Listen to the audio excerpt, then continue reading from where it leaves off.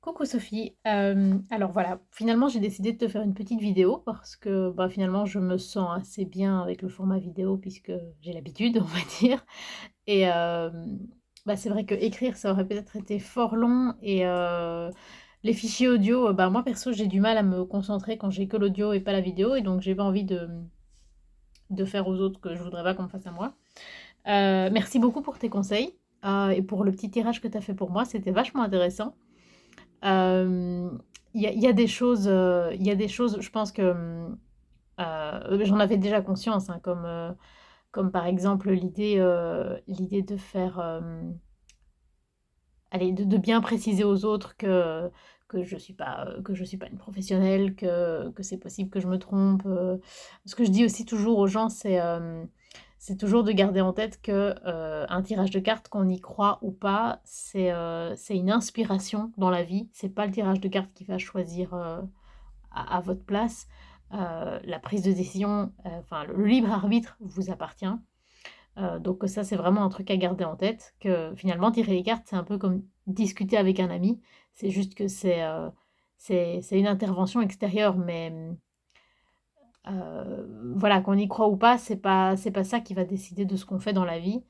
Et oui, évidemment, je précise bien que que que c'est relativement nouveau, que je suis encore, en plein apprentissage, hein, quelque part. Hem et par contre, j'ai déjà tiré pour d'autres personnes, j'ai pas fait que moi. C'est juste que, en termes de proportion, c'est vrai que j'ai plus tiré pour moi que pour les autres. Et ici, surtout, en fait, j'essaye de plus aller vers les gens parce qu'en fait, dans mon entourage, il y a plein de gens qui savent pas du tout que je tire les cartes et qui savent pas du tout que je serais d'accord de tirer pour eux. Donc mon post, enfin, que tu as vu sur Facebook, moi, c'était plus dans cette optique-là, c'était de dire aux gens, «Eh oh, si vous avez envie, vous pouvez me demander». Heu, mais je suis contente parce qu'il y a quand même pas mal de gens qui ont répondu et là, je commence à essayer d'organiser un peu tout ça. Donc voilà, c'est cool. Et merci pour tes conseils et mais je pense que tu idéalises, aussi, la manière dont je connais mes tarots. Enfin, après oui, je connais les cartes de manière, théorique, on va dire, heu, mais je connais pas tous mes tarots sur le bout des doigts. Enfin, c'est un super beau compliment que tu me fais, mais honnêtement, je connais sans doute moins bien que ce que toi, tu as l'impression quand tu vois mes vidéos. Hem et mais par contre, je me suis rendu compte que, en effet, le fait de faire une vidéo, le fait de parler, en fait, ça fait partie du travail. Il y a des choses dont je me rends compte en faisant la vidéo. Donc oui, si ça te tente de faire l'exercice, essaye, vois si ça te convient. Moi, c'est vrai que ça me botte vraiment et c'est pour ça que je continue les vidéos, même si bon, j'ai pas beaucoup de vues. Mais limite, c'est pour moi, en fait. En tout cas, je trouve ça vachement chouette. Donc oui, si tu as envie d'essayer, écoute, essaye et vois ce que ça donne et puis si ça te va pas, tu feras plus comme ça la prochaine fois, quoi. Ici donc pour, l'évolution de ton entreprise, durant cette année, j'ai regardé différents tirages dans le coffret d'Emmanuel Liger sur les, 78 tirages et il y en a, comme toujours, il y en a aucun qui correspondait exactement à ce que je voulais. Donc ce que j'ai fait, c'est que j'en ai mélangé plusieurs et voilà, je te propose un tirage en 10 cartes, hem, qui va ressembler à ceci. Hops, alors en numéro un, c'est la particularité de ton entreprise, donc ce qui la rend unique. En 2, c'est les craintes que tu as par rapport à ton entreprise. En 3, c'est un espoir que tu nourris. En 4, une chose qui appartient au passé, que tu peux laisser derrière toi pour cette année. En 5, un peu un portrait de ton client idéal. En 6, ce que tu as à lui apporter. En 7, un conseil en termes de communication. En 8, une chose à faire attention, enfin à laquelle faire attention. En 9, une chose qui va t'aider. Et en 10, une proposition d'un objectif que tu pourrais te fixer pour l'année. Voilà, on va voir ce que ça donne. Pour le moment, je tire avec le Tempest Tarot. Donc voilà. Attends, je mélange un peu les cartes, je mets pause et je reviens. Donc, un petit tirage pour Sophie, pour son entreprise, l'évolution de son entreprise cette année.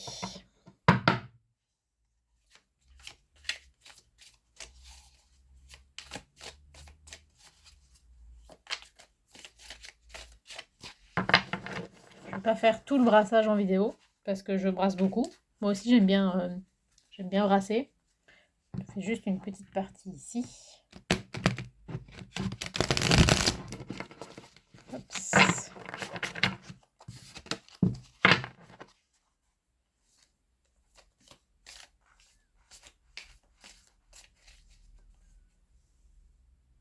Hop.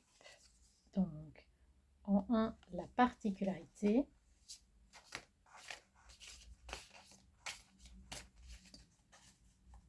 En 2,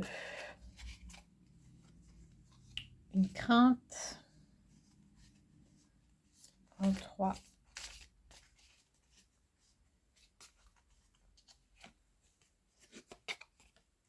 un espoir.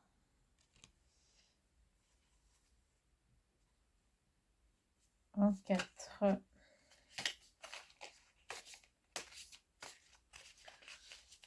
ce qui appartient au passé. En 5, ton client idéal. Il n'est pas facile à brasser ce jeu. Hop. En 6, ce que tu as à lui apporter.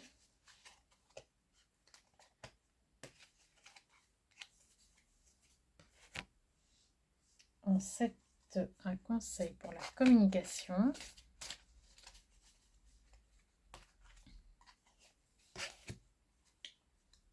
En 8, une chose à laquelle tu dois faire attention. En 9, ce qui va t'aider.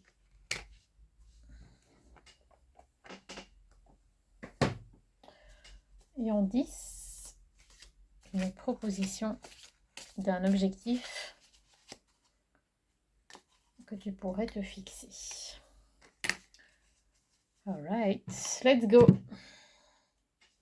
Alors, la particularité de ton entreprise, ce qui la rend unique. Nous avons la tempérance en position inversée. Alors, ce qui la rend unique, c'est que tu fais pas tellement de compromis en fait. Tu évolues énormément avec le cœur dans ton entreprise. Tu vas beaucoup au feeling. Et tu vas pas tellement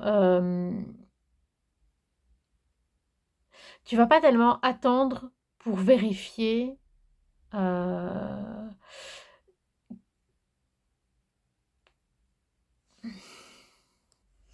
tu vas pas attendre pour vérifier que c'est que les choses peuvent plaire à tout le monde, que tu es très fort sur un ressenti extrêmement personnel et une impulsion. J'ai l'impression que tu fonctionnes vraiment énormément au coup de cœur et que du coup ta personnalité et tes goûts transparaissent au travers des actions de ton entreprise. Donc un peu comme si ton entreprise était finalement une sorte de miroir vers le monde de ce que tu es toi, sans filtre en fait, sans, sans peut-être même sans te préoccuper que ça va plaire aux gens ou pas. Un peu comme si c'était plus important pour toi que ça reflète ce que toi tu estimes, ce que toi tu trouves bien, plutôt que de savoir si ça allait plaire à un grand nombre de personnes. Voilà, c'est ça qui me vient avec la tempérance pour cette question. Alors en deux, une crainte que tu as au sujet de ton entreprise. Le 8 d'épée. Euh,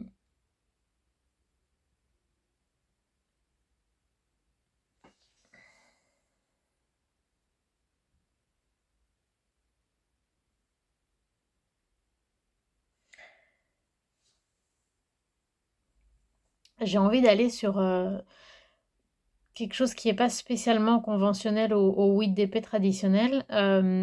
C'est l'illustration qui me le propose. C'est plus la crainte de te sentir submergé par l'ensemble de tout ce qu'il y a à faire en même temps. Un peu l'impression d'avoir l'obligation d'être à 10 endroits en même temps et de savoir faire 1 million de choses. Vraiment ce sentiment de se sentir submergé, assailli de toutes parts, euh, et finalement de pas savoir gérer, pas dans le sens que tu n'en es pas capable, toi en tant que personne, que tu n'aurais pas les compétences, mais plus la peur que dans la pratique, c'est juste infaisable, en fait, que tu sais pas être à 4 endroits en même temps et tout faire, t'as que 2 mains, quoi. Euh,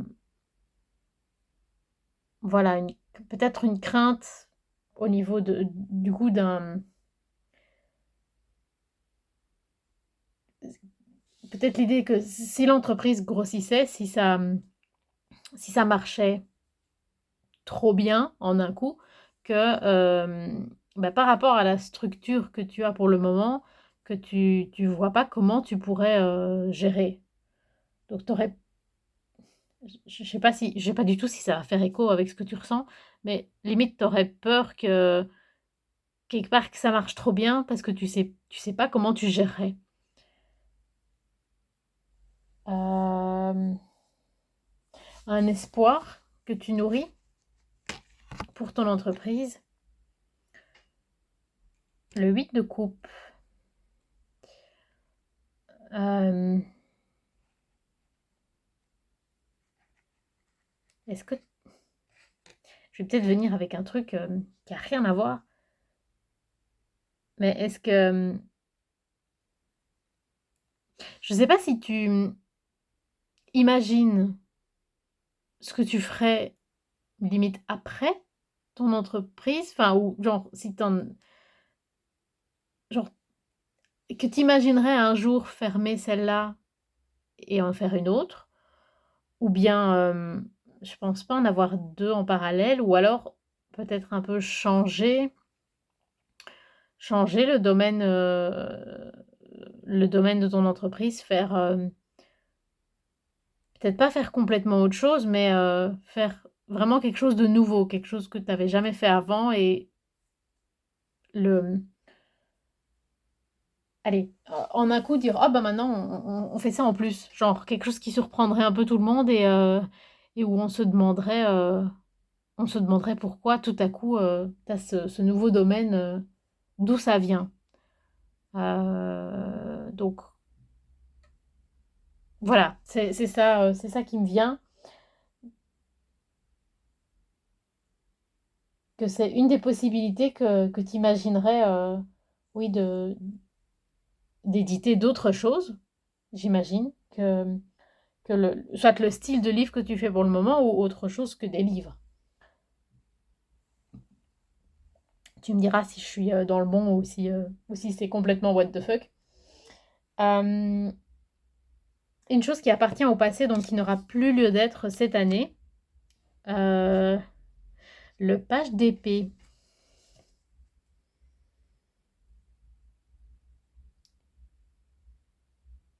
J'ai l'impression que c'est l'idée que t'as plus tellement à faire tes preuves en fait. Vis-à-vis des gens qui t'entourent, mais vis-à-vis de toi-même aussi. T'as as observé au fil des années bah, que tu connaissais ton job en fait, que t'avais compris ce que tu faisais, que tu avais compris comment tu le faisais. Et, Ouais, tu as fait tes preuves, tu as montré que tu étais compétente. Tu as montré que ton entreprise, tu savais la gérer. Et quelque part, tu as plus besoin de cette inquiétude. Hem et bah, oui, ça pourrait expliquer le 8 de coupe, hein, que, quelque part, tu as fait un peu le tour d'un certain peut-être pas du sujet complet, mais en tout cas d'une partie du sujet et que tu aurais peut-être même envie d'apprendre autre chose. Hem, Après on peut le voir dans l'autre sens aussi. On peut se dire que, bah, tu as galéré pendant des années et maintenant que tu as bien compris ce dont on parlait, bah, tu as envie au lieu d'être en permanence dans l'apprentissage, tu as envie d'utiliser tes connaissances pour faire les choses, de manière plus sereine. Tu me diras si ça te parle? Ton client idéal, donc la personne à laquelle tu t'adresses, le 3 de bâton. Ton client, bah, dans le domaine de la littérature, est-ce que ton client, c'est les écrivains ou est-ce que c'est les acheteurs? C'est une bonne question, ça.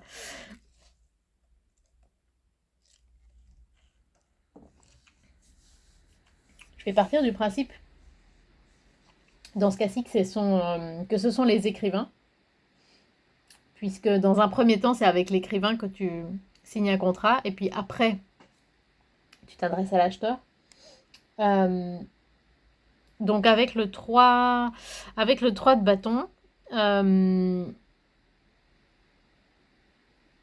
ben, tu as envie de trouver des auteurs qui sont sûrs d'eux en fait, qui savent pourquoi ils sont venus te voir, qui savent ce qu'ils veulent exactement, pas des gens qui vont te faire perdre du temps, qui vont tergiverser, qui vont te proposer un truc et puis repartir. Non, tu veux des gens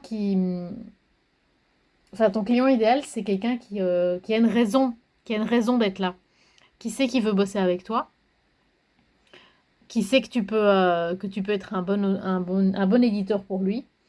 Euh, et des gens qui disent les choses franchement aussi, je pense, qui ont pas envie de faire attendre le truc, de te faire perdre du temps. Ton client idéal, il sait pourquoi il est là et il dit les choses franchement. Euh, Ce que tu peux lui apporter à cet auteur, le 5 de coupe. Ce que tu peux lui apporter.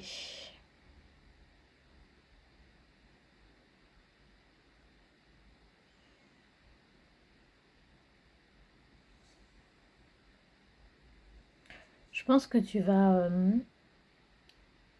rencontrer,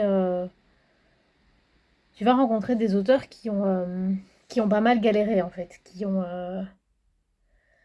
beaucoup cherché, euh, qui ont cherché à de nombreux endroits différents un éditeur, euh, qui vont arriver en étant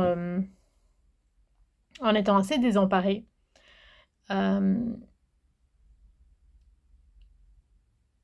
donc tu vas leur apporter un endroit sûr, je pense un endroit où ils vont se sentir écoutés. Peut-être que tu n'auras pas été leur premier choix, tu n'auras pas été la première maison d'édition vers laquelle ils se seraient tournés, mais tu vas leur offrir une oreille attentive et une possibilité à laquelle ils avaient peut-être pas nécessairement tout de suite pensé. Et surtout, une possibilité d'être lu et d'être entendu. Euh,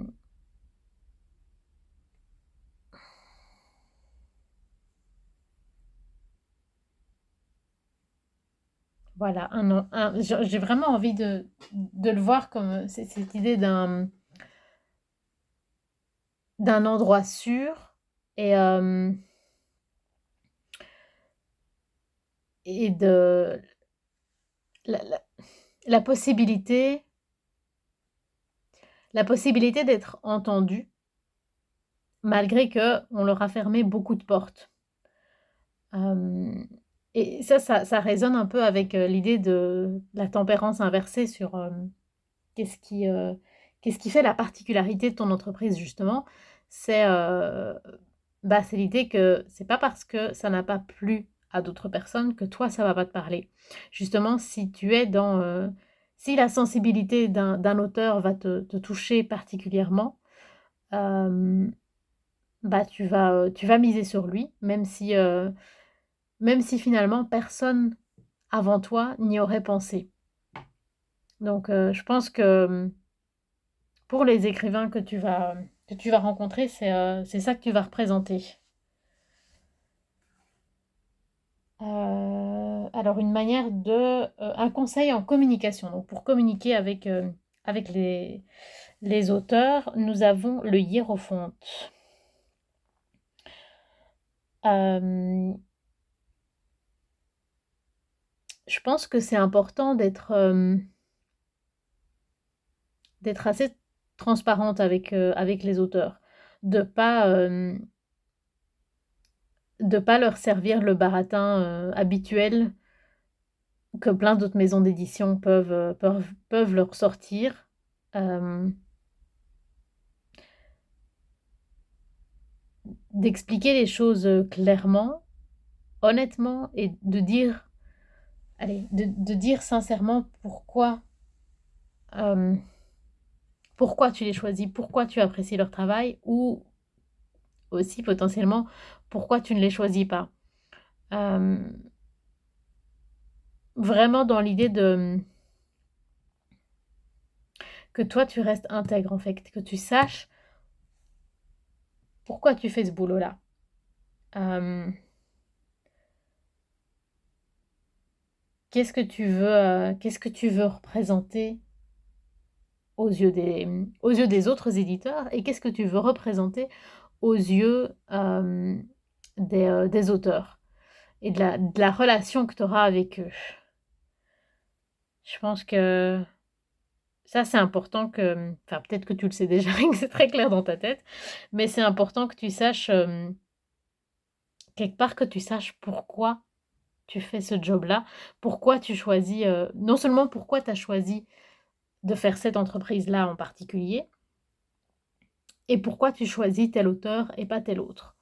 Et j'ai l'impression que tu peux te permettre d'être franche, évidemment de rester, polie et politiquement correcte avec les gens, ça c'est évident, mais de laisser, de rester dans l'optique je parle avec le cœur et je dis les choses franchement, en fait. C'est je pense que c'est plus important pour toi-même, c'est plus important que tu sois, complètement d'accord avec ce que tu dis, plutôt qu'avec la manière dont tu le dis. Hem, c'est important de pas tomber dans bah, dans le bullshit, qu'on voit partout. Voilà, je sais pas si je me suis bien fait comprendre, j'ai l'impression de me répéter, donc je fais juste que répéter une deuxième fois la même chose. Mais c'est important que tu restes, intègre, par rapport à toi-même, en fait, dans la manière dont tu communiques avec les auteurs. Alors en 8, une chose à laquelle tu dois faire attention. Oups, le 6 de coupe inversé. Mmh.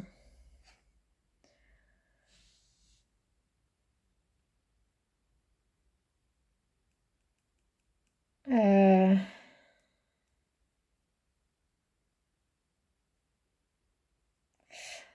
peut-être que ça me parle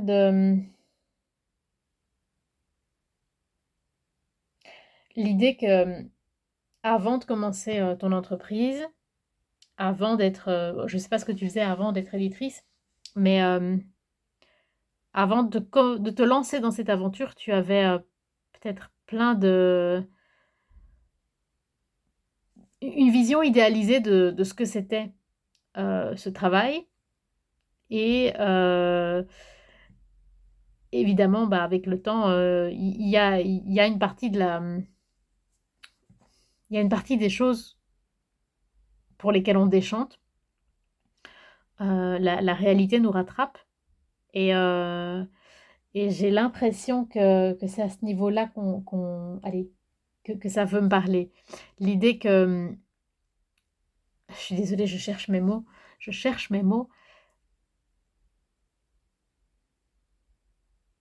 Je veux pas dire que tu es dans le déni, mais c'est comme si, il y a une partie des choses que tu aimais pas faire, que tu arrives pas vraiment à te résoudre, qu'il y a une certaine dimension du travail qui doit être fait et qui correspond pas complètement à l'idéal que tu t'en faisais. Mais mais au fond, tu sais que tu dois faire avec et ça vient se disputer avec, ta tempérance inversée, qui dit que: «Non, je veux faire les choses, à ma façon, comme ça me plaît à moi».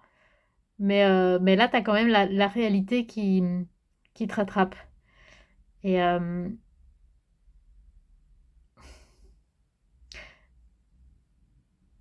bon, je ne connais pas les détails de ton entreprise et même en termes financiers et tout, j'ai aucune idée de ce qui se passe ou où tu en es. Mais ce que ça me suggère, ce serait peut-être l'idée, s'il y a des questions qui sont vraiment délicates, des choses pour lesquelles tu te sens pas du tout à ta place pour le faire, entoure-toi. Toujours bah, aussi on retombe sur ce 8 TP, hein, de tu sais pas être, à 18 places en même temps, tu sais pas tout faire toute seule. Hem, donc peut-être que tu as besoin d'être entourée, peut-être que tu as besoin d'être conseillée. Hem, S'il y a des choses que tu n'aimes pas faire ou que tu ne sais pas faire, il y a d'autres gens qui en sont capables et peut-être qu'il y a un meilleur panier dans lequel mettre tes œufs. Dans l'idée, concentre-toi sur, ce que tu fais bien et ou ce que tu aimes faire, tout en gardant évidemment à l'idée que l'ensemble du travail doit être fait. Mais, c'est pas parce que tu as pas envie de le faire que ça doit pas être fait. Voilà, je sais pas si ça pourra te parler, si ça pourra faire écho à des choses qui se passent réellement, mais c'est ce qui me vient. Un truc qui va t'aider, le 5 de bâton en position inversée. Hem, c'est pas, donc ce qui va t'aider, c'est de te dire que ça ne sert à c'est pas par le conflit que tu vas résoudre les problèmes. Ça vient de nouveau chatouiller ta tempérance inversée. Hem,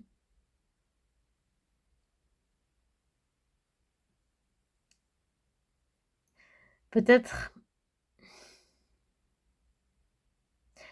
ce qui me vient avec cette idée, c'est que quand c'est trop le bordel, quand c'est pas clair dans ton esprit, hem, prendre un pas de recul et attendre le lendemain pour prendre la décision. De pas prendre la décision sous la colère, sous la pression, hem, dans la précipitation. Voilà, ce qui va t'aider, c'est de te retirer du combat le temps de trouver un peu d'objectivité. Voilà, je sais pas si ça fera écho, à ce que tu vis, mais c'est ce qui me vient. Et une idée d'objectif pour cette année, nous avons la grande prêtresse. Mmh,